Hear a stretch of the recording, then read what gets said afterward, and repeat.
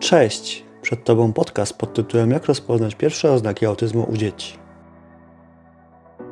Autyzm to spektrum zaburzeń, które wpływa na sposób, w jaki dziecko postrzega świat, komunikuje się i nawiązuje relacje. Im wcześniej zostaje rozpoznany, tym szybciej można wdrożyć odpowiednie wsparcie, które pomoże dziecku lepiej funkcjonować w społeczeństwie. Jakie są pierwsze oznaki autyzmu i na co warto zwrócić uwagę? Po pierwsze, brak reakcji na imię i kontakt wzrokowy.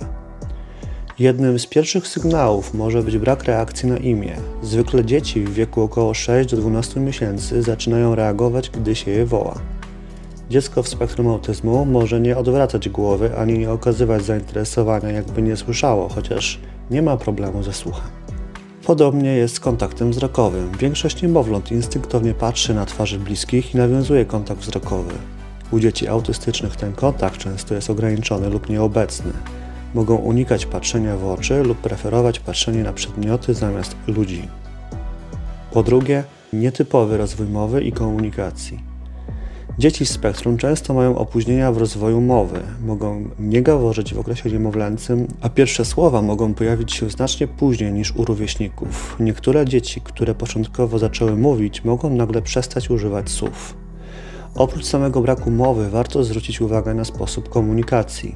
Dzieci autystyczne mogą nie używać gestów, takich jak wskazywanie palcem na przedmioty. Zamiast tego mogą prowadzić dorosłego za rękę, by pokazywać, czego chcą. Po trzecie, nietypowe reakcje na bodźce sensoryczne. Autystyczne dzieci często inaczej odbierają bodźce z otoczenia. Mogą być nadwrażliwe na dźwięki, światło czy dotyk, reagując paniką na hałas odkurzacza, jasne światło lub niektóre tkaniny ubrań. Inne mogą mieć odwrotnie. Nie reagować na ból lub potrzebować silniejszej stymulacji, np. intensywne kręcenie się wokół własnej osi. Po czwarte, powtarzające się zachowania i specyficzne zainteresowania. Dzieci w spektrum często wykazują stereotypowe, powtarzalne zachowania. Może to być machanie rękami, kręcenie się w kółko, układanie przedmiotów w równe rzędy lub skupianie się na określonych obiektach, np. kółkach od samochodzików zamiast całej zabawki.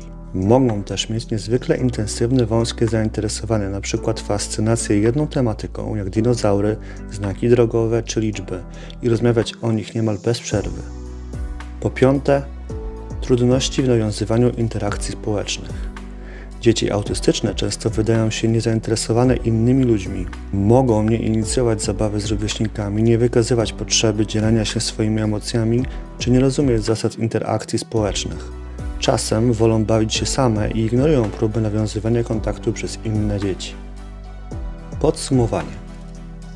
Każde dziecko rozwija się w swoim tempie, ale jeśli zauważysz kilka z tych objawów u swojego dziecka, warto skonsultować się ze specjalistą. Wczesna diagnoza i wsparcie mogą pomóc dziecku lepiej funkcjonować w codziennym życiu i wykorzystywać jego potencjał w pełni. Chcesz dowiedzieć się więcej na temat autyzmu? Subskrybuj ten kanał z dzwonkiem, to nie przegapisz kolejnych ciekawych filmów.